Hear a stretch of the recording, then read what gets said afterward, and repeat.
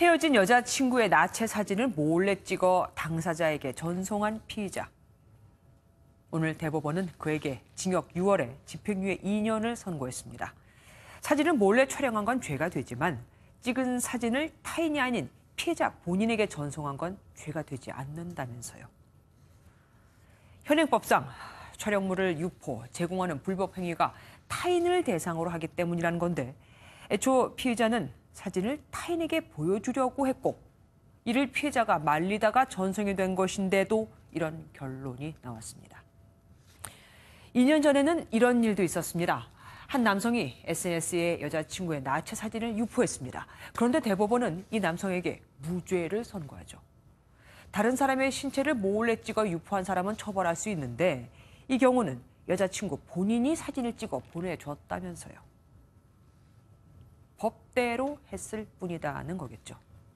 그럼 이건 어떻게 봐야 할까요? 지난 9일 한 여성의 사진을 다른 여성의 나체 사진과 합성해 인터넷에 유포한 남성이 징역 8월형을 선고받았습니다. 1심에선 잘못을 인정하고 사진 삭제를 위해 노력한 점을 인정해 벌금형을 내렸지만 항소심에서는 이 사건이 여성에 대한 사회적, 인격적 살인으로 그 피해를 감안하면 벌금형은 너무 가볍다고 봤기 때문입니다. 역시 법은 해석하기 나름이라고 해야 할까요?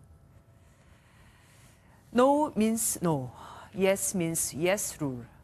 하지만 우리 법으로는 그렇게 할 수 없었다. 법에 없으니까. 지난 14일 안희정 전 충남지사의 1심 판결에서 무죄를 선고했던 판사가 한 말입니다.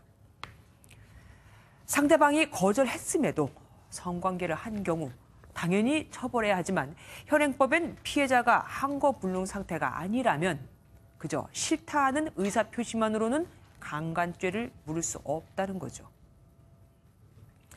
현행법이 바뀐 국민의 법감정을 따라가지 못한 것도 있지만 그래서 입법을 하지 않고 있는 국회도 문제지만 법관들 역시 법조항을 핑계 삼아 너무 성폭행 피해자들을 결과적으로 감싸준 건 아닌지 한 번쯤 생각해 봤으면 좋겠습니다.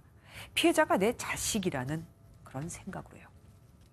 뉴초점이었습니다.